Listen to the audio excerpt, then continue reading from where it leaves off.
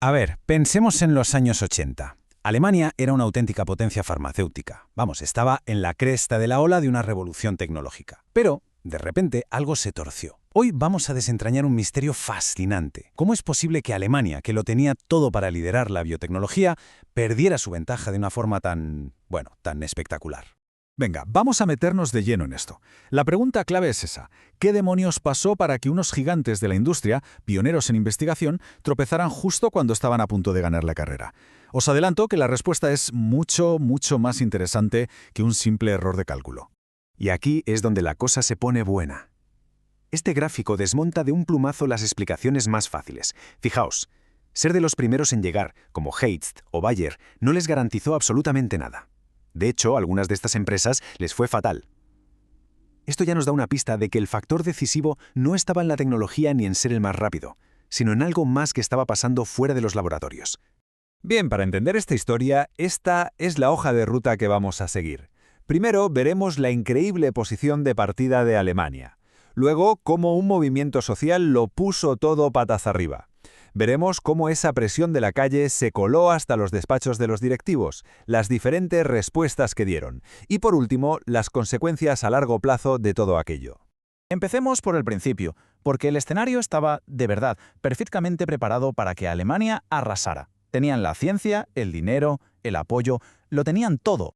Es que los datos eran una auténtica locura. El gobierno apoyaba la investigación a tope, las empresas eran líderes mundiales y como vemos aquí es que llegaron a superar a Estados Unidos en patentes por habitante. Eran sin duda la vanguardia y esto hace que el batacazo que vino después sea todavía más desconcertante.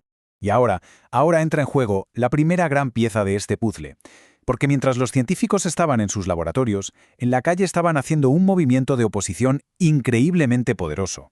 Aquí está una de las claves. Los activistas ganaron porque fueron listísimos. Cambiaron por completo las reglas del juego. En lugar de meterse en un debate científico, donde las empresas tenían las de ganar, le dieron la vuelta y enmercaron la biotecnología de una forma mucho más potente, mucho más emocional, la conectaron con el miedo a la energía nuclear y sobre todo, y esto fue crucial, evocaron el fantasma de la eugenesia, un tema ultrasensible en la Alemania de la posguerra. Así, de un día para otro, un debate técnico se convirtió en una batalla moral y política. Y ojo, no se quedaron solo en las ideas. Desplegaron una estrategia brutal por todos los frentes. Presionaron a los medios de comunicación, que empezaron a ser mucho más críticos, utilizaron al recién llegado Partido Verde para atacarles en el Parlamento y usaron los tribunales para paralizar proyectos con un aluvión de demandas. Incluso llevaron la guerra a los pueblos y ciudades hablando directamente con los trabajadores de las farmacéuticas. Crearon un ambiente, totalmente hostil. Vale, y aquí es donde el análisis se vuelve, para mí, fascinante. Porque ¿cómo es posible que toda esa presión de la calle consiguiera atravesar los muros de unas corporaciones tan enormes y poderosas e influir en sus decisiones? Esta cita de un directivo de la época lo dice todo. No penséis que las empresas simplemente se asustaron y cedieron a la opinión pública. Eran gigantes. Estaban más que acostumbrados a las críticas. No, el mecanismo fue mucho más sutil, mucho más interno. Para entender esto hay un concepto clave, lo que se llama mecanismos de penetración. Suena muy académico, pero en el fondo es sencillo. Imaginad que la empresa es como una fortaleza. La presión de fuera no derribó las murallas, sino que se filtró por las grietas. No fue un ataque de frente, fue más bien una infiltración silenciosa, que poco a poco cambió el equilibrio de poder y las prioridades de la gente que tomaba las decisiones dentro. Y esta infiltración funcionó básicamente de dos maneras. Primero, los directivos y los científicos que más defendían la biotecnología empezaron a ser vistos internamente como un problema, como una fuente de conflictos. Esto dañó su reputación y su influencia. Y segundo, desde un punto de vista puramente de negocio, la incertidumbre se disparó. ¿Quién iba a invertir millones en una planta que no sabía si un juez te la iba a paralizar mañana? De repente, invertir en biotecnología en Alemania empezó a parecer una idea malísima.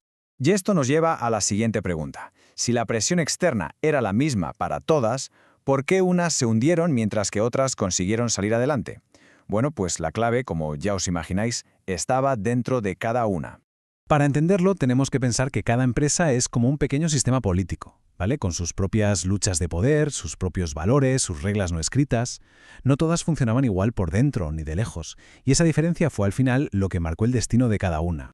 Y aquí vemos dos mentalidades, dos lógicas internas totalmente opuestas.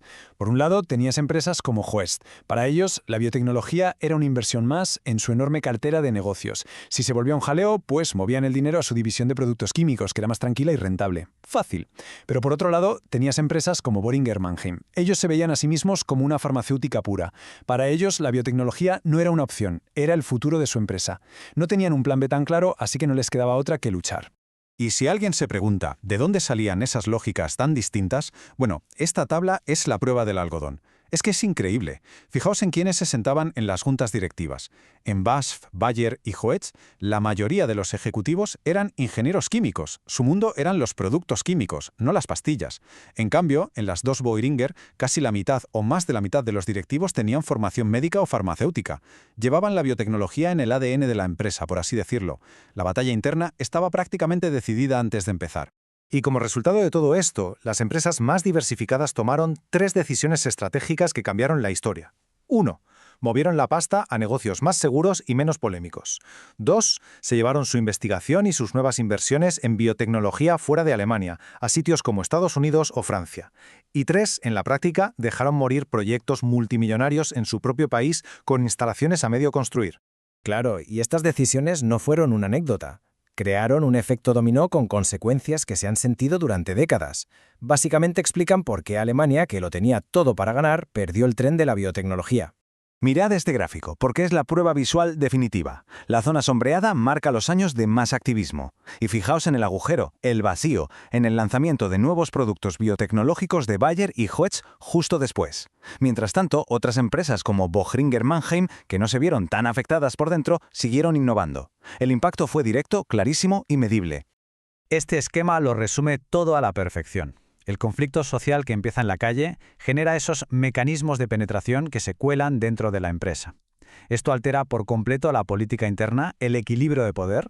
Eso lleva a que se tomen unas decisiones tecnológicas concretas, como desinvertir o irse a otro país, y todo ello tiene efectos a larguísimo plazo en la capacidad de innovar de esa compañía.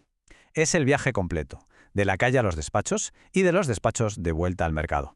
Y para rematar, la supuesta solución de llevarse la investigación al extranjero acabó teniendo un efecto secundario irónico. Al separar a los científicos que hacían la investigación puntera de los equipos de producción y marketing que estaban en Alemania, crearon una barrera interna. El conocimiento no fluía bien, la coordinación era un desastre y al final su capacidad para llevar un producto de laboratorio a la farmacia se vio muy perjudicada. Y todo esto nos deja con una última reflexión, que va mucho más allá de este caso. La historia de la biotecnología alemana nos enseña que muy a menudo las grandes decisiones que definen el futuro de industrias enteras no se toman solo mirando hojas de Excel o planes estratégicos.